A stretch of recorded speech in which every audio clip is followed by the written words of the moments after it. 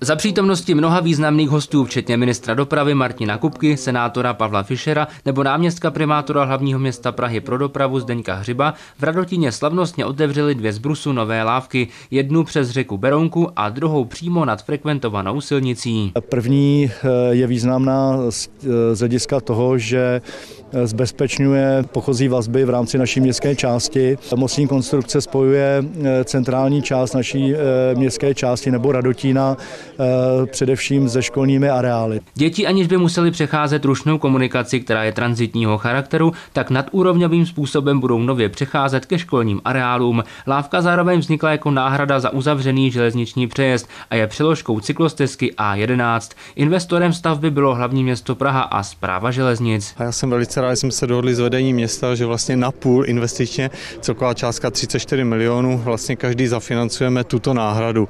Myslím si, že takhle má přesně fungovat fungování mezi námi a samosprávami.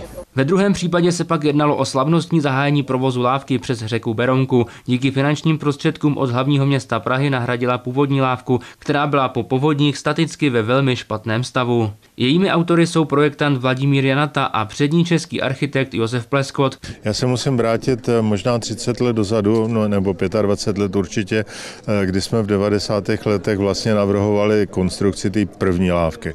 A tehdy vznikla ta myšlenka toho zavěšení té lávky na ten jeden stožár, aby to vlastně připomínalo takovou jako přikotvenou plachetnici tady k té Berounce. Současná lávka je tak vlastně replikou lávky původní, ale v docela jiné ocelové podobě, tak aby je neohrozila stoletá ani tisíciletá voda. Propojuje konkrétně Radotín se Zbraslaví a Lipenci na druhé straně a umožňuje jim třeba i přístup také k tomu vlakovému nádraží.